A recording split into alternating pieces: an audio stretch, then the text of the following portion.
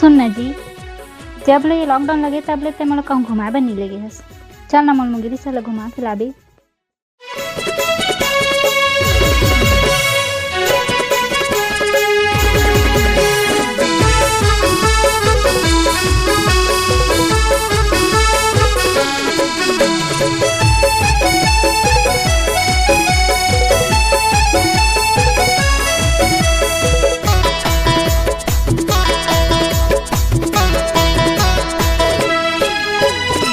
चल रानी हो जाओ तैयार, चाट चाउमीन खवाओ मजेदार।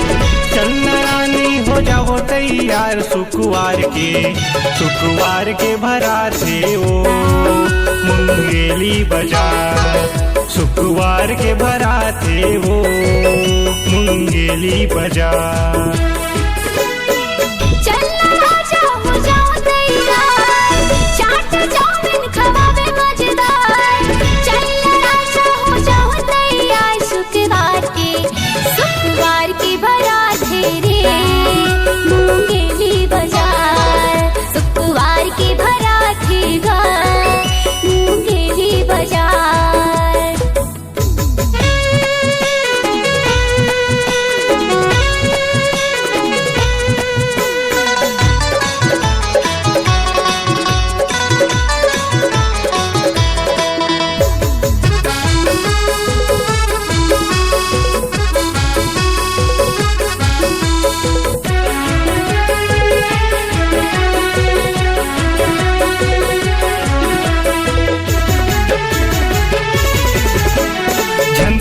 सामोरे तिरमत आना काले दे तेला बता दे। होटल है, गार्डन है, मॉल है रानी, ओ कहाँ तह जाबे।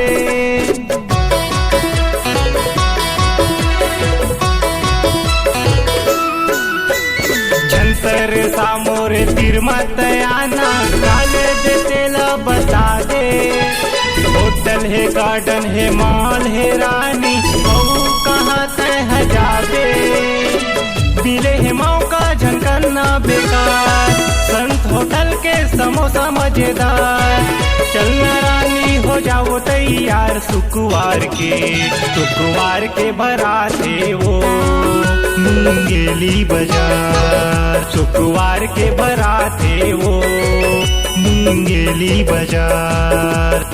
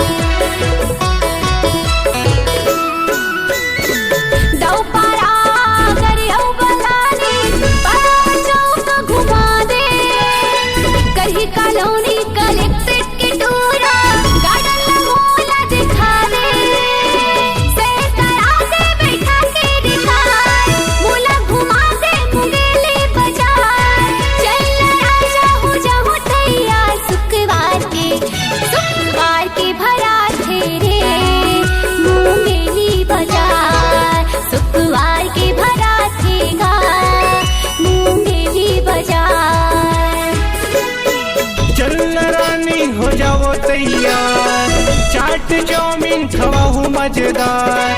चलना रानी हो जाओ तैयार, शुक्रवार के भरा थे वो मुंगेली बाजार। शुक्रवार के भरा थेगा मुंगेली बाजार। शुक्रवार के भरा थे वो मुंगेली बाजार। शुक्रवार के भरा थे रे मुंगेली बाजार। शुक्रवार के भरा थे वो मुंगेली बाजार। आबे ना।